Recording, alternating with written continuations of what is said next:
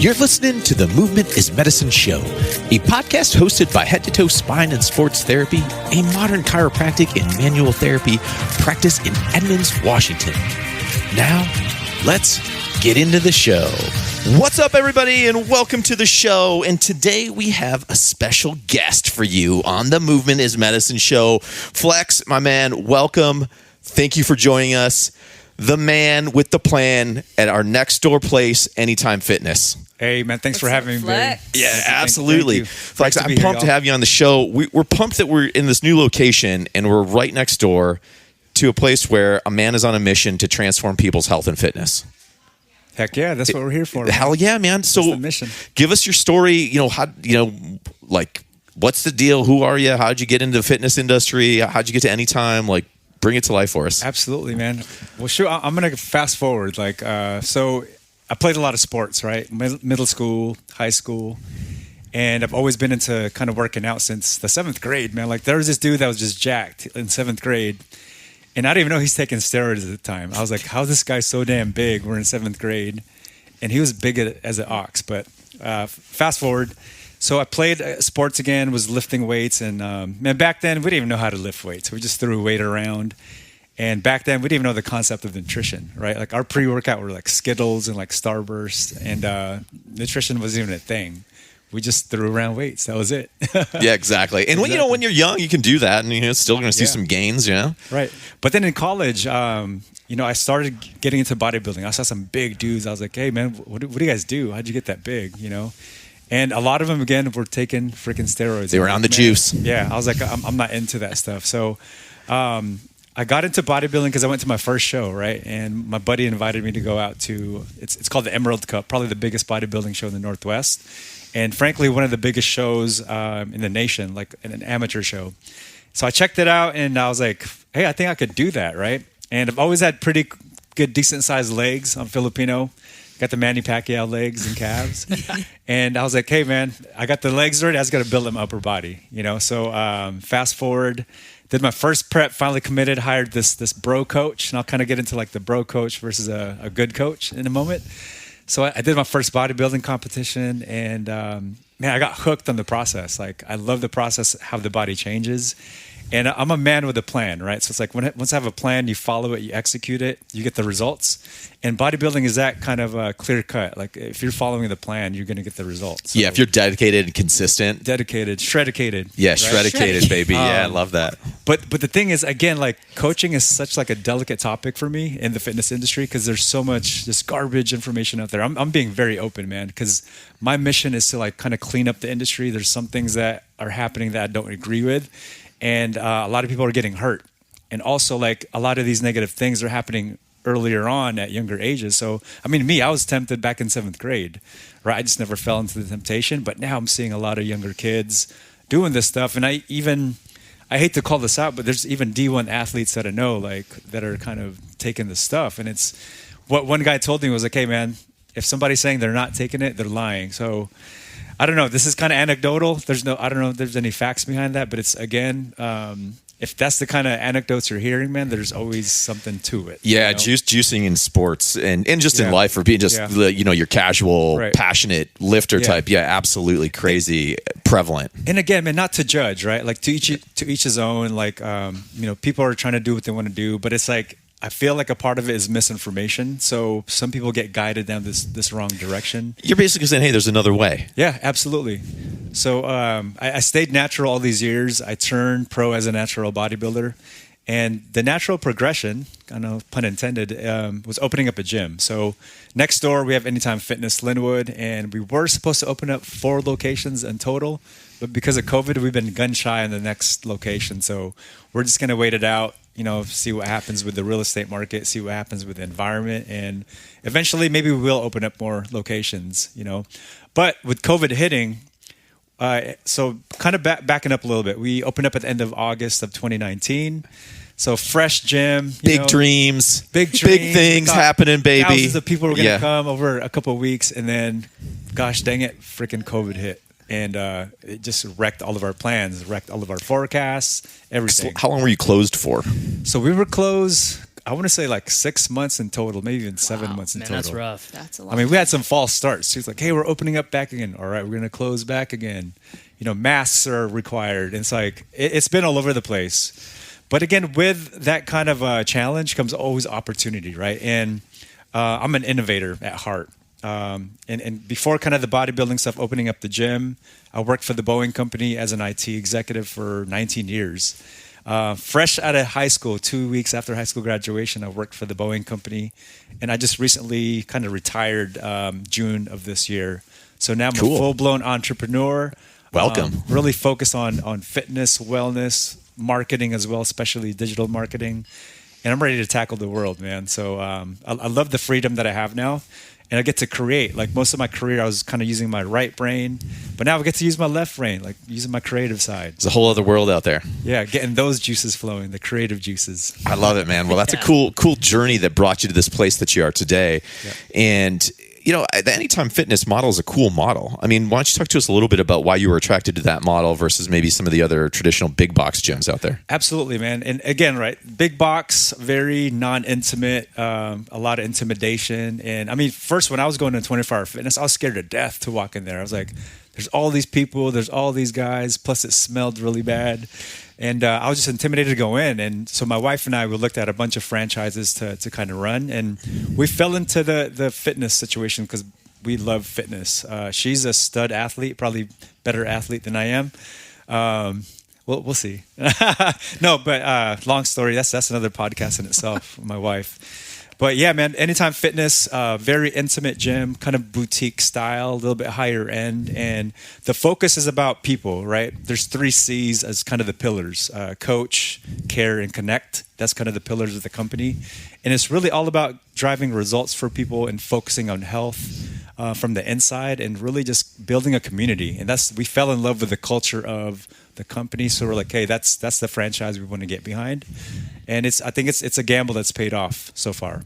Yeah, it's a cool model, and it's a model I can see surviving as we move forward. I think you look at fitness industry has been maybe one of the most disrupted industries from the pandemic. And who's thrived and who I think has a chance to really gain more market share, I think, are the boutique, smaller, more intimate gyms like an Anytime. And then I think you have gyms, CrossFit gyms out there, like, again, high end, kind of same kind of, they're boutique-y, they're niched, but again, they create community, they specialize in transformation. And I think those are positioned to survive regardless of what happens as we go down the line with pandemic and all these other factors that are outside of our control. I think it's what people want, because I built a sick ass garage gym over the pandemic, right? Because so I built like a killer garage gym, and a lot of other people did. And I got Peloton, got the tread, I got that sexy Peloton tread, the killer tread.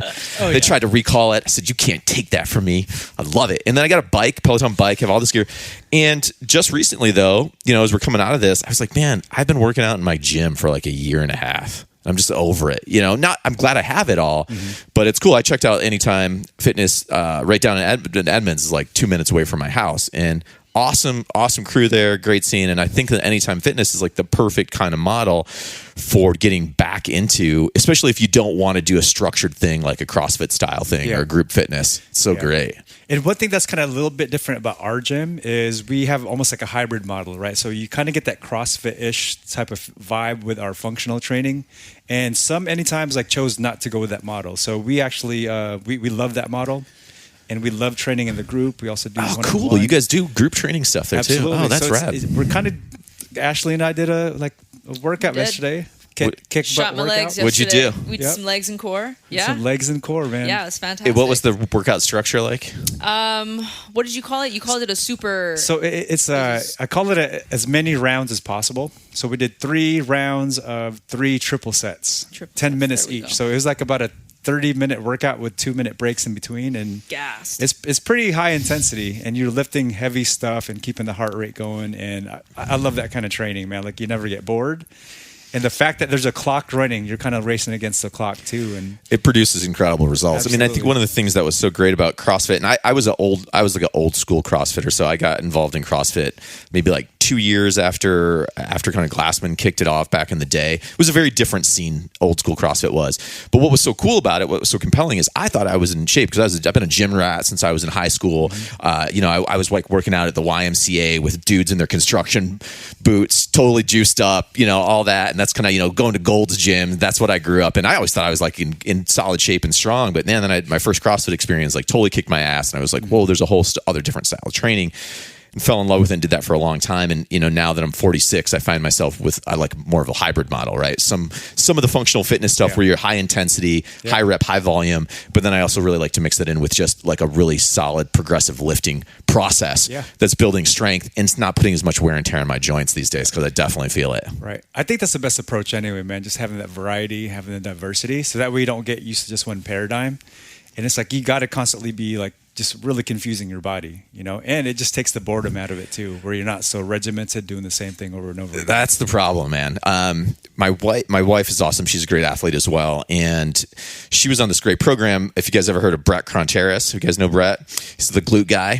So he specializes in booties. Like he is the booty master. Yeah. Oh yeah. You want to get that sweet, sweet bubble butt. He is the place to go to get the all natural juicy booty.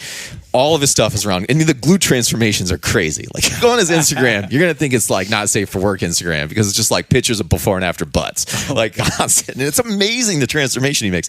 But one of the problems is training is it's super boring, right? Because it's like you're just hitting the glutes like all the time. And, and it's like stuff like that. It's really effective. But to your point, can be really hard to stick with. And that's what's really nice to find some kind of a hybrid thing that produces really phenomenal results, but can keep you engaged over time. Right. And what's also different about Anytime than a lot of models, it's like, you got the CrossFit-ish, but you also have kind of the 24/7, you get a key fob. It's almost like your second home, so some people can go at midnight, 2 a.m., etc.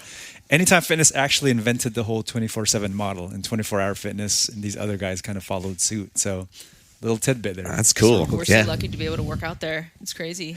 Before work, after work. Yeah. Seriously. Whatever works for you. James, you've been hitting it over there? I've been hitting it like in the morning if I have like an early patient, and then or like just like middle of the day if it's a little bit slow. Has Flex got you on a plan yet? Flex, not yet, he man. wants to, but no. You need to listen to this man. I know. Get on a plan, He's got results too, but I think just based off what Flex has said, you have like those classes where you can go in and like get that structured kind of workout, but then also like there's the freedom to follow your own plan, and it's keep the body confused. That's like the most important thing, I think. So we just can't like adapt and get used to it.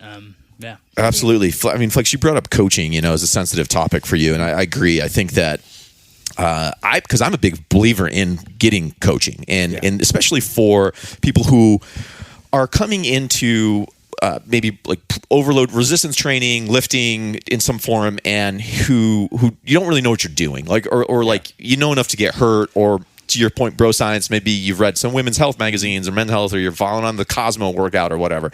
Highly recommend that you find an organization like yours that takes coaching seriously and really cares about ensuring that people are making safe progress and they're getting that form correction and they're getting not just the motivation, right, but they're getting the instruction. Yeah, the whole thing, man.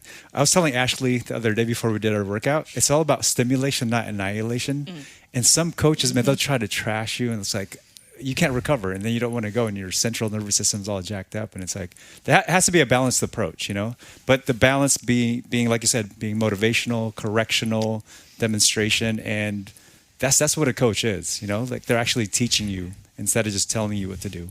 Yeah, and you find that person, and that can help so much with keeping yourself like because it's January, so a lot of people start with like a fitness goal, right? I want to get in shape. I want to lose, which typically means I want to lose some weight. Yep.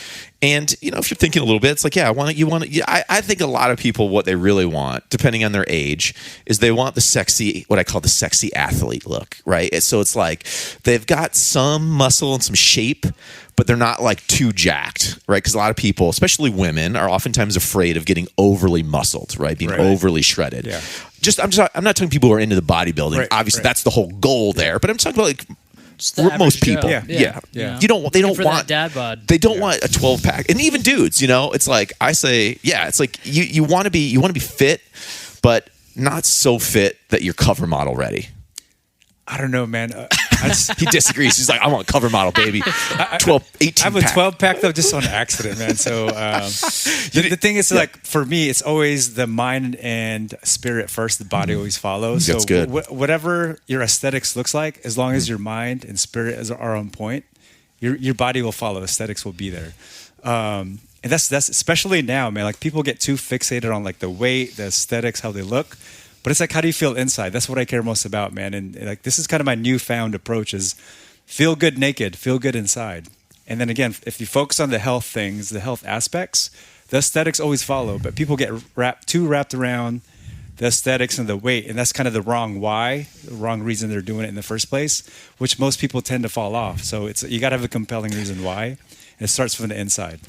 And I think to that point, when you get really fixated on the end result, right? Even when you get there, if you get there, it can sometimes be a very empty victory. So to your point, you could have the body that you want or whatever and still feel ugly or still feel like it's not enough or still feel less than somebody else, especially in today's age where we have all these false examples of perfection constantly surrounding us. I mean, like it's social media, man. Social media, man.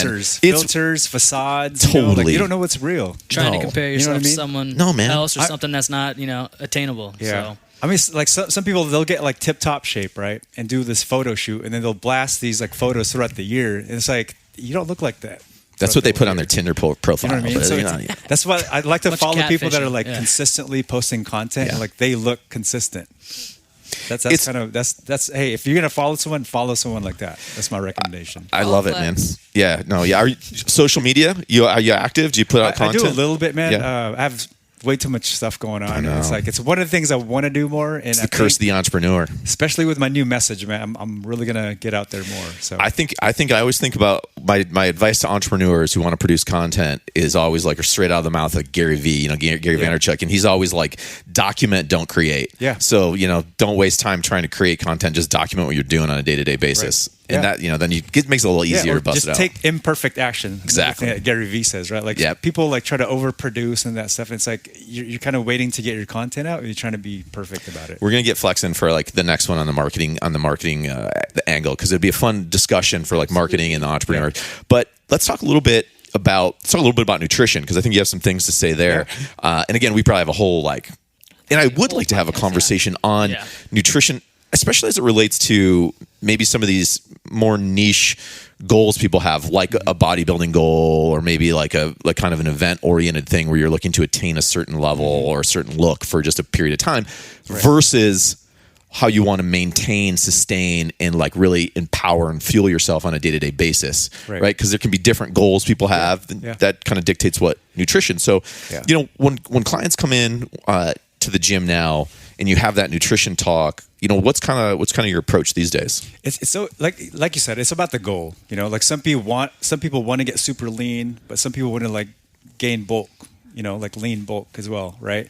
But it's always individualized, man. So you can't just have one plan for somebody, and everybody's so different. But the general population, though, like they're trying to lose weight, trying to get fit. So most of our clients are like that. Like we'll get kind of a left field client where they're like, hey, I'm 90 pounds, I want to be 120. So it has to be very individualized. And as a coach, you got to know how to work with each individual and understand like their physiology and like how to help them achieve that goal. Because if you only have one approach, one track, man, like that doesn't make you the best coach available. Yeah, especially with nutrition, there's so many different approaches that can be effective depending on the person and their goal. Right. Do you fall into a particular camp when it comes to your approach to nutrition? So as an example, somebody could be a giant, like I'm a keto intermittent fasting guy, or I'm a kind of a whole 30 clean eating paleo 2.0 guy, or you could be, I'm a macro guy, or I'm a metabolic. I heard you throw out a term before we started the show, metabolic flexibility guy, or whatever. So what, do you fall into a particular camp these days? So now I'm probably in the metaflex. That's the easiest way to say metabolic flexibility. That's hard to say, man. We try to say it 5 times in a row. We fail, right? Not happening. But you know what though? Like I've been doing this for so long. I've basically been there, done that with all the diets. You know, I've done the high carb, low fat, high protein, Atkins diet, like almost keto-ish. You know what I'm saying? Like I was vegan for the longest time. You know, vegetarian, flexitarian. There's so many things out there, right?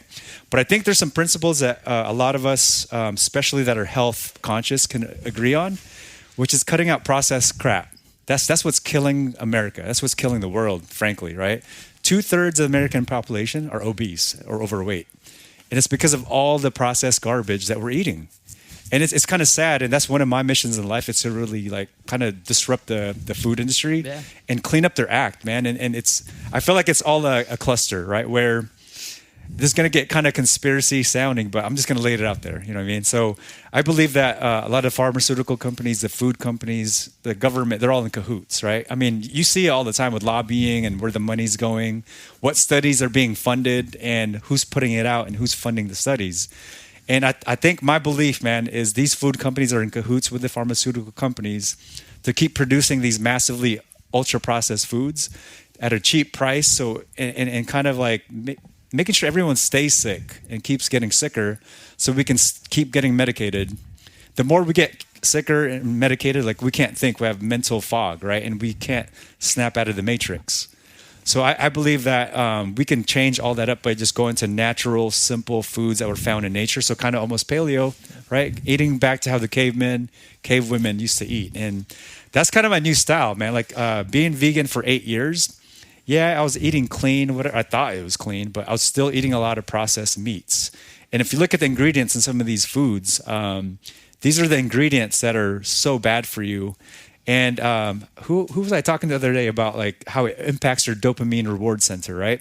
So our brains, man, it can't even discern whether we're ingesting cocaine, crack, alcohol, tobacco versus cheese, versus sugar.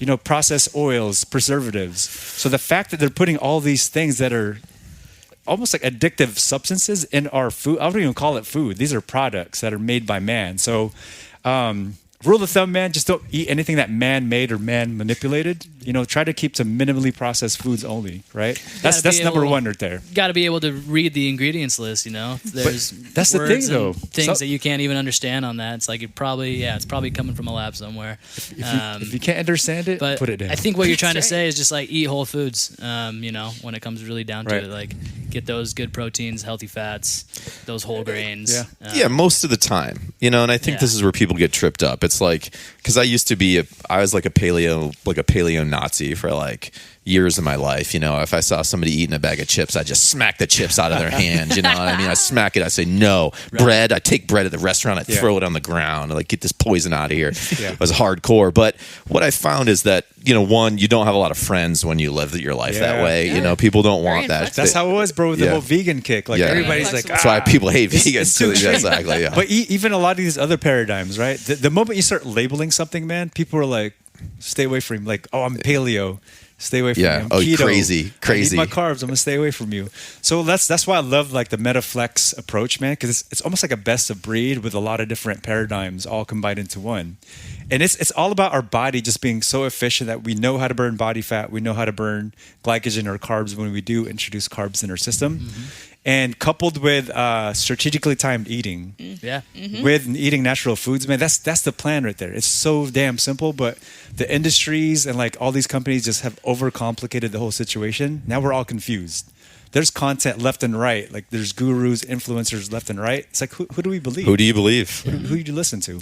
It's hard to know. And even if there's studies, man, these studies are cherry picked. Like they'll do that damn study 100 times until they get the result they want. So it's like, who do we believe nowadays? You know? Yeah, it's tough, and you can be. And I think too with nutrition, it's in particularly tough because people get in cycles of trying things, experiencing some level of success, but then you know they abandon that or they go back into a kind of the regular routines, pull them out or whatever they did, and then just falling back into those old habits, right? And so it feels like a hamster wheel, you know. And you try the next thing and the next thing, you never really get to this place of where you believe could be true or you hope is true, is that you could just really be strong and fit and healthy and have something that's sustainable and flexible enough to deal with everything that life throws at you. Vacations, holidays, you know, connections with people. I love that, man. So it's like your plan should be able to help you be adaptive to any moment. Like if you have a plan, you can take what the day gives you, take what the week gives you.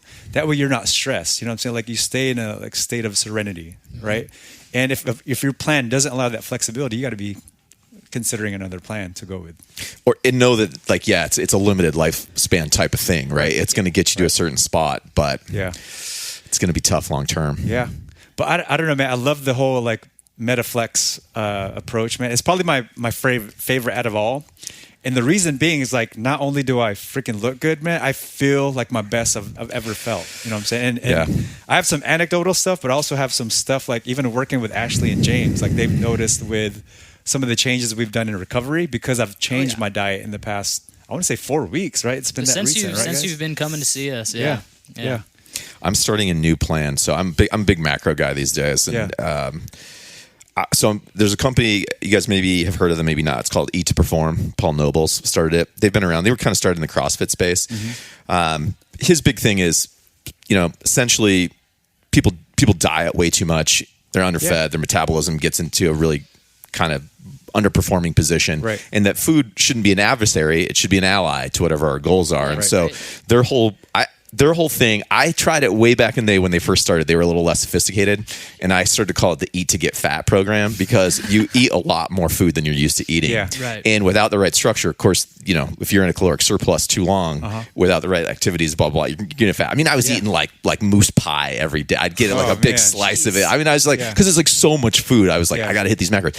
But these days, they're a lot more sophisticated. I'm giving them a shot again because I just came off of a great year with a macro coach where I cut down, was the leanest I've ever been, is awesome, reversed back up to a great spot, but then like in the last 6-9 months, it's kind of just slid, I've kind of lost that focus. And I was realizing like, I don't want to be on this continual cycle where it's so dramatic, where you're cutting your food way down. And that's what a lot of these restrictive diets end up doing. Eat to Perform, do an interesting thing. They bring your food up. So I'm going to be moving into like 25 to 2,800 calories a day. Macro targets like 300 carbs ish, 175 grams of protein, 90 fats ish there. And then after you do that, kind of monitor your body and adjust. But then they bring you back down to kind of like your normal calories, like your maintenance calories, which then can start to initiate a lean out cycle. Then they do a moderate cut, and they do this kind of cycle where they 6 weeks of a moderate cut, 4 weeks of an aggressive reverse back up. Yeah. I'm going to challenge that, man. What if you just stayed lean and cut all year without even trying? I mean, that's the goal. That's the goal. Dude, holler at me. I got a plan. Well, here's I'm going to try this, and then I'll debate any macro coach because I used to be a macro coach, right? Yeah. And I did macros for the longest time, man. But it's like, what if you could liberate yourself from counting calories, counting macros, having to portion your food, but yet you feel good and look good? Shouldn't that be like the best plan available? Challenge. And you get to eat the most delicious foods you live. Yeah, I mean, like I would consider that like your intuitive eating approach. And what I've found is it's very, very hard to sustain that. But I might be convinced. I will challenge that, we will save it for another show where we will it'll be the showdown, and you can attempt to prove the your MetFlex like plan to us. MetFlex, baby. And because I always love to hear new things, love to get insight from people who know what they're talking about. Well, dude, listen, this was awesome. Thank you for coming on the show. So many cool things, so many future topics that I'm pumped to put onto our content calendar. Oh, yeah. Get you back on, get you dude. back. This was rad. And so if people want to follow along, your social media is there, but not super active, or not like, can they find you on Instagram or Facebook or TikTok or anything like that? Instagram and Facebook. I got a YouTube that was there. Like I used to be an old school YouTuber, man. I love YouTube. But I'm trying to revitalize that reboot, again. baby. So, and come see it. You're at Anytime right here in Fitness, Lynnwood. man. Yep. Come through, come check it out. Right next door. We'll get you guys right. You guys do any kind of like new member special or anything right now? We should shout out. We got a $1 enrollment. It's usually like $150, so it's like, hey, save $150 out of the gates, man. Just pay $1. And great pricing too at Anytime Fitness. Oh yeah. Your standard membership, your commitment, right? Like $50 a month. Yeah, it's about $54 a month for a 1 year Yep. contract, and $65 for a month to month. So it's awesome. So you can go, lock yourself in for a year or go month to month if you just want to test it out. Flex, so great to meet you, man. Hey, man, you too. I appreciate all the insight. I'm excited for more content coming up. I appreciate, man. I appreciate you throwing it out there. Thank you for being on the show. We will catch you on the next one. Peace out, everybody. Bye, guys. See y'all. Take care.